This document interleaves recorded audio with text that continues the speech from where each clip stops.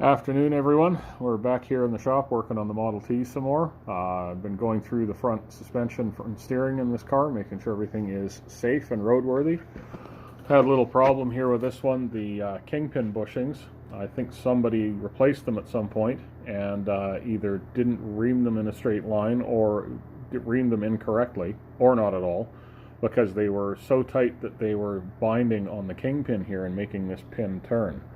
Now this kingpin bolt goes through the axle, through the bushing in the spindle, and into the bottom of the axle here, and it's actually threaded in this section of the axle. So it threads in, you run it up just snug, and then you put the nut on down here, and a cotter pin. Hello, Oliver. So this has been cleaned up and reamed straight, and now everything turns nice and smooth, no more binding, no more jamming. And it's all well lubricated. This little job here is an oiler. A lot of times on these cars you'll find that somebody has taken these out and replaced them with grease fittings, and that is not correct.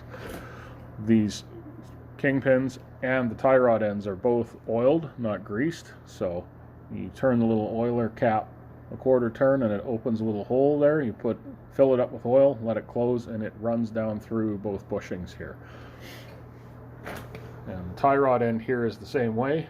The bottom of the tie rod here is threaded with a lock nut, and there's a bushing in here. And again, you have your little oiler. And someone has installed anti-rattle springs on here. I don't really know why. They're a popular accessory, but the bushings and everything in this front end are very tight, so there's no real need for them, but they're on there, so we're going to leave them there. You might also notice this car has got two wishbones in the front end instead of just a single. The original Ford one is on top here, and this is an accessory one that's an add-on the bottom that just strengthens the front end, makes it hold up a lot better if you're driving the car a lot or if it's on rough terrain. This customer drives this car quite a bit, so the added wishbone just gives a little bit more security and safety to it, makes it hold up better, and it's daily driven, so we want it as reliable as can be. So we will see you back in the shop later. Thanks very much for following along. If you have any questions, just post them in the comments. Talk to you later. Bye.